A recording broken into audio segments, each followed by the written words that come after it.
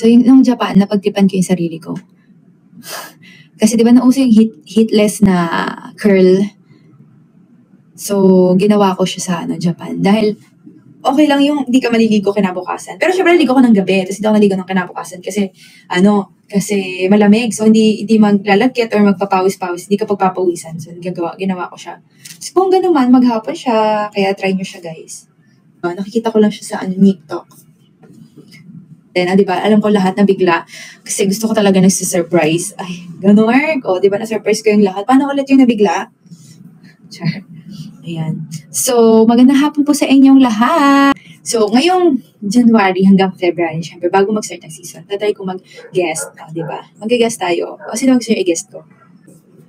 I-guest ko si Taylor Swift. Gusto niyo si Taylor Swift? O sige, ite-text ko si Taylor Swift.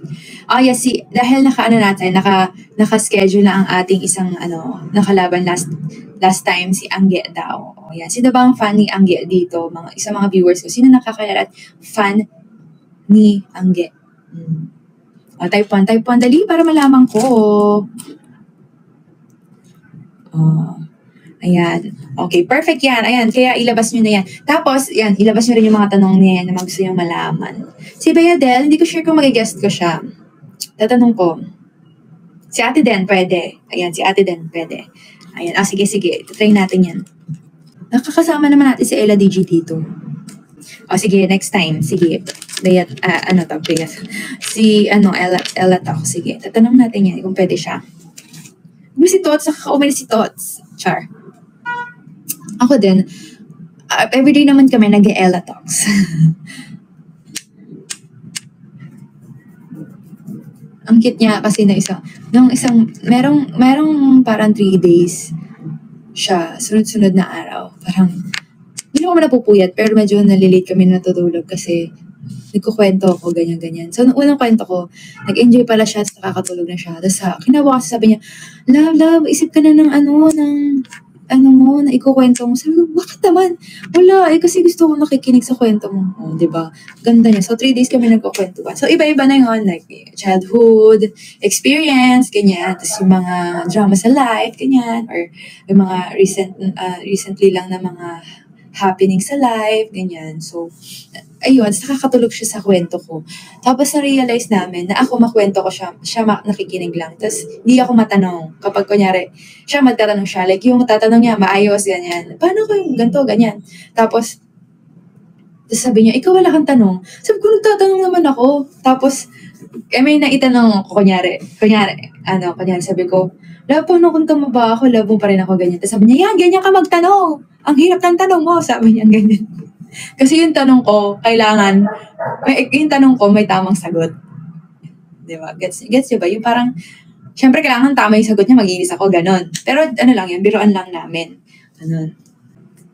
Yes, madami talaga actually. Ako din, alam mo, nung partner ko siya, si Ella, naging partner ko siya, parang namin ko natututunan sa kanya. Sa totoo lang. Parang, nung mga dati ko kasi, parang natututo ko para sa sarili ko lang, ganyan. Parang natututo ko sa sarili ko. Tapos siya, natututo rin ako naman sa sarili ko. Then natuturuan niya rin ako. Siguro nga kasi vocal kami sa isa't isa. And sasabihan niya ako, ganyan-ganyan. Tapos meron pala ako, i-share ko sa inyo to. Sa isa sa mga ganap namin sa Japan. So, magkasama kami to nila Ate Gia na magkakasama kami. So, nasa train kami, ganyan. Tapos, nandun kami, hindi kami magkakatabing apat. So, magkatapat, ganyan. So, parang nag-share ko, ganyan-ganyan. So, hindi ko naman siya rin detalya kasi medyo private na yun. Ay, pinakwento ko yung umiyak ako sa Japan. Tapos yun, so medyo private na yung pinag-usapan namin. Pero yun nga, pinag-usapan na ganyan. Tapos sabi ko, naiyak na ako, ganun. Kasi bigla talaga ako naiyak kasi nakwento ko siya. Pero parang nung nakwento ko siya, bigla talaga ako naiyak. As in, parang may kirot sa heart ko na parang na-hurt ako, ganyan. So, parang iyak ko, Tapos, pero nakakatawa kasi, naiyak na ako. Kasi nandun sila Ate Gia, ganyan-ganyan. So, habang naiyak ako, tumatawa ako. Kasi nga, ayoko mahalata na ako. So, nakagalaw ko. Tapos, nawa ng tao. As in, ganun kalala. Ay, love, nakikita ka nila. Say hi. Ayun. Tapos yun, as in, parang, minsan talaga ganun kami, parang kahit nagdadramahan kami, iyak, na lang, tatawa na lang. Tapos sabi niya, hindi naman siya natatawa sa akin. Natatawa, hindi siya natawa na dahil umiyak ako. Natatawa siya sa akin kasi habang umiyak ako, tumatawa ako. Kasi natatawa rin ako talaga. Kasi para kaming tanga. Kasi yung tawa ko pa, yung tawang hindi ka na makahinga, ganun. Kasi hindi naman nahalata nila, Ate Gia. Kasi ganun ako ng ganun. Kasi mukha lang naman ako naiyak sa kakatawa. Sa Ate Gia, okay naman siya. Siguro, feel ko lang din na sad siya din. Kasi syempre, wala siyang kakilala doon, wala siyang close. Syempre, si hubby din niya, hindi naman niya everyday nakakasama din. Minsan lang din. So, yun. And sobrang happy niya kasi nakakadalaw kami. Di ba, after namin, sila Kyle, ganyan. So, din, syempre, siguro stress din siya kasi, yun niya, wala siyang kilala doon, ganyan. Pero yun, naman siya. At least nakasama naman siya one day. Nag-Kyoto kami and Nara Park. Ano daw masabi ko sa mga new teammates natin? Ay, chares. Okay naman. Okay naman sila. Hindi pa naman sila nagrereklamo. Char. Kami lang. It's just, hindi pa yun magrereklamo kasi bago pa sila. Just, gano'n naman may pag-umpisa. Pag tumagal ka sa cream na yun, pwede ka na magreklamo. Ganon. Pero okay pa naman sila. Nakaka-adjust naman na sila sa training, ganyan. And happy naman sila sa amin. Sana happy kayo, ate. Charis. Pero yun, okay sila. So, malalaman niyo naman sa season kung kamusta sila.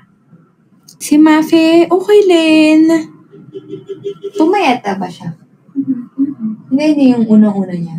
Like, kunyari, last year niya, pumayat na siya lalo. Hindi natin naman siya na nakapansin mo. Pero laki na ng pinayat niya. Oo, from una. Oo. Pero feeling ko Pumapayat na siya. Ha? Feeling ko yan na siya. Okay. Yan. Pero yun, sobrang laki ng pinayat niya compare nung unang-una. Yun, nakakasabay na siya sa takbo, ganyan. O yung galing ko talaga mag-block. Ang dami ko na nga na-block eh. Diba? Ikaw din, love, no? Ang galing mo mag-block. Galing kami mag-block. Gusto nyo ma-block ko kayo? Char. Alam mo, nakakairita yung mga gumagawa ng content na hindi naman totoo para lang siguro makagawa ng issue. Tsaka siguro wala silang magawa sa life. Ganun, nakakatawa lang. Tsaka grabe effort, nagagawa talaga ng video, ganyan. So, ewan ko, hindi ko alam kung saan sila nakakakuha ng sipag para mag-edit ng video. Kasi nakakapagod kaya gumawa ng video. Tsaka ang galing ng content, yung parang break na daw kami ni Love Love. Ay, edi wow.